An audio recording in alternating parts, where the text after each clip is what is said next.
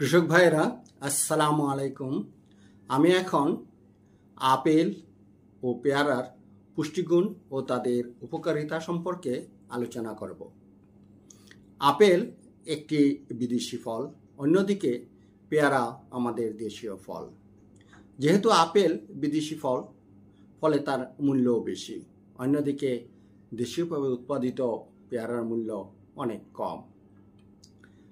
পেয়ারাকে বাংলার আপেল বা গরিবের আপেল বলা হয়ে থাকে। এটারও একটি কারণ রয়েছে। আপেল এবং পেয়ারার পুষ্টিগুণ তুলনা করলে এই বিষয়টি পরিষ্কার হয়ে যাবে। প্রতি 100 গ্রাম আপেলে যেখানে শক্তি রয়েছে 52 কিলোক্যালোরি, সেখানে পেয়ারায় রয়েছে 68 কিলোক্যালোরি। আপেলে যেখানে শর্করার পরিমাণ 13.8 গ্রাম, সেখানে পেয়ারায় রয়েছে 14.3 গ্রাম।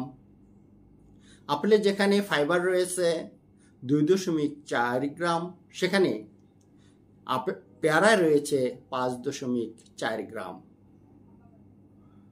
অন্যদিকে 0.3 গ্রাম প্রোটিন রয়েছে আপেলে এবং 2.6 গ্রাম রয়েছে পেয়ারায়। অন্যদিকে ভিটামিন সি এর কথা যদি বলি, তাহলে আপেলে ভিটামিন সি রয়েছে 4.6 মিলিগ্রাম এবং পেয়ারায় রয়েছে 228.3 মিলিগ্রাম। আপেলে ক্যালসিয়াম রয়েছে 6 মিলিগ্রাম, অন্যদিকে পেয়ারায় রয়েছে 18 মিলিগ্রাম। আপেলে ভিটামিন এ রয়েছে 5 মাইক্রোগ্রাম, অন্যদিকে পেয়ারায় রয়েছে 31 মাইক্রোগ্রাম।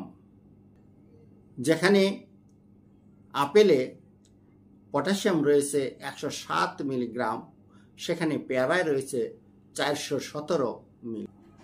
এই সকল আলোচনা থেকে প্রতীয়মান হয় যে আপেলের চেয়ে পেয়ারায় পুষ্টি উপাদান বেশি থাকে।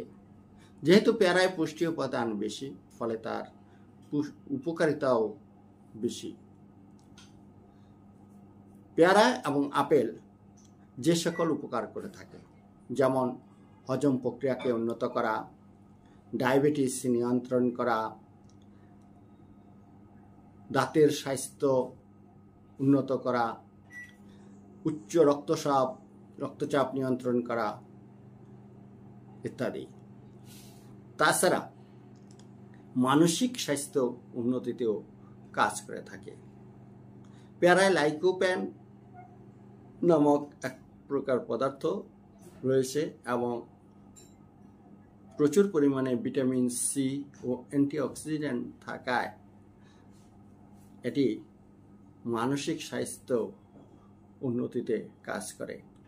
আপেল মানসিক স্বাস্থ্য উন্নতির পাশাপাশি স্মৃতিশক্তি উন্নতিতেও কাজ করে থাকে।